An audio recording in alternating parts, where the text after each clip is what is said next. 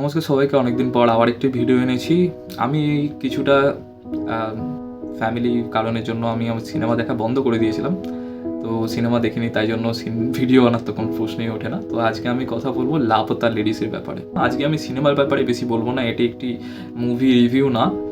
তো এটি আমার সিনেমাটি দেখে কেমন লাগলো সেটা নিয়ে আমি বলতে এসেছি। সিনেমাটি শেষ হয় একটা দারুণ সংলাপ দিয়ে, সপনা দেখনে কা মাফি নেই মাংতে। তো সিনেমাটি শেষের দিকে এই সংলাপটি দিয়ে পুরো সিনেমাটিকে একটি সংলাপের মধ্যে মুড়ে দেওয়ার চেষ্টা করেছেন কিরণ রাও। কিরণ রাওয়ের সিনেমা লাপাতা লেডিস। তো প্রথমেই বলে রাখি, এই সিনেমাটি দুটি মহিলাকে নিয়ে যারা লাপাতা হয়ে গেছে।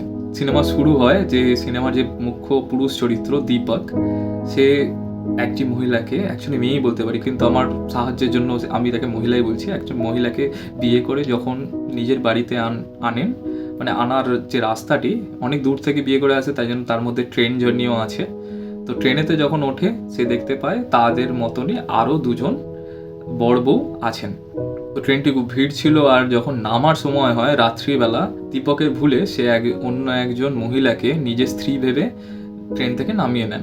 আর তারপর জাস্ট বিকজ ঘুমটা দেওয়া ছিল, তাই জন্য সেও দীপককে দেখতে পারে না, দীপকও তার স্ত্রীকে দেখতে পারে না, তাই জন্য সে বাড়িতে নিয়ে চলে আসে।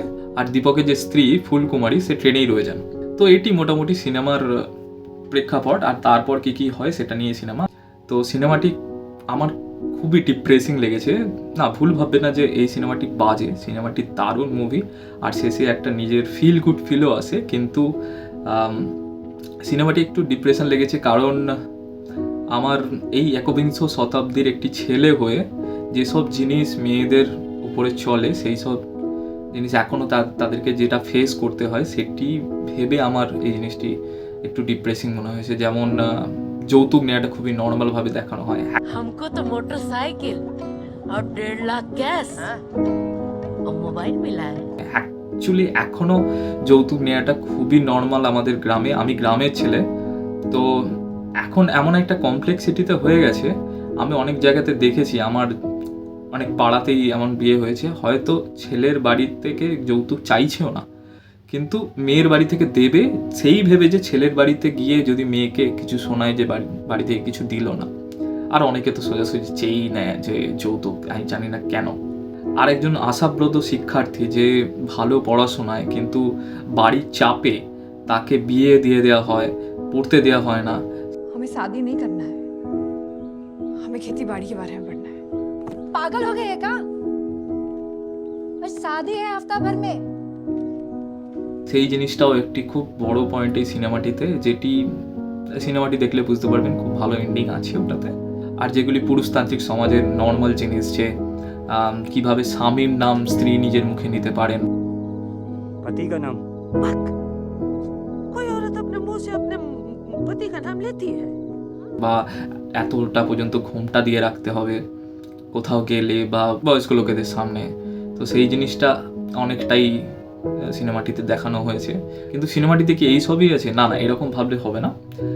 সিনেমাটিতে আমি আগেই বললাম যেটি দুটো লেডিসের যারা লাপতা হয়ে যায়, একজন ফুলকুমারী আর একজন জয়া, যার আসল নাম জয়া, বা সে দীপকের বাড়ির লোকেদের বা সবাইকে পুষ্পকুমারী বলেছিল। একজন বাচ্চা মেয়ে, অতটা পড়াশোনা করেনি, অতটা দুনিয়াদারি যেটাকে বলে সেটা জানে না।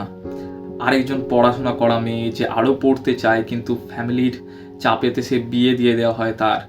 একজন যাকে ইন্সপায়ার করতে হয় আশা জাগিয়ে রাখার জন্য তার মনে, আরেকজন যে অন্যদেরকে ইন্সপায়ার করে কারণ সে তার পড়াশোনার দিক দিয়ে অনেকটা সাবলীল, তার চিন্তা ভাবনা অন্য ধরনের। তো সেই জিনিসটা সিনেমাটিতে দারুণভাবে দেখানো হয়েছে। যারা সিনেমাটি দেখবেন আস্তে আস্তে এই ছোটো ছোটো জিনিসগুলো ধরার চেষ্টা করবেন। সিনেমাটিতে একটা জিনিস আমার দারুণ লেগেছে, যেটি হচ্ছে সিনেমাটিতে কয়েকটি ক্যারেক্টার ছাড়া কেউই নেতিবাচক ক্যারেক্টার নয়, যেটাকে বলে নেগেটিভ ক্যারেক্টার না। কারণ সিনেমাটিকে খুবই ইজিলি একটি নেগেটিভ সিনেমা বানানো যেত, আরও ডিপ্রেসিং বানানো যেত। কারণ যখন দীপক সেই অন্য মহিলাকে নিয়ে বাড়িতে ফেরে আর নিজের ঘুমটা তুলে দেখায় সবাইকে নিজের মুখ, তখন ইজিলি তার দীপকের বাড়ির লোকেরা বাজেভাবে তার সাথে ব্যবহার করতে পারতো। কিন্তু হয় তার ঠিক উল্টোটা। কিরণ রাও এমনভাবে সিনেমাটি বানিয়েছেন যাতে সবাইকে নিজের মধ্যে পজিটিভ ক্যারেক্টারই দেখিয়েছেন। তাদের বাড়ির লোক এটা ভাবছে যে সে ফুলকুমারীকে একা ট্রেনে ছেড়ে রেখে এসেছে, যে সে কোথায়, তার কি হবে এইটা।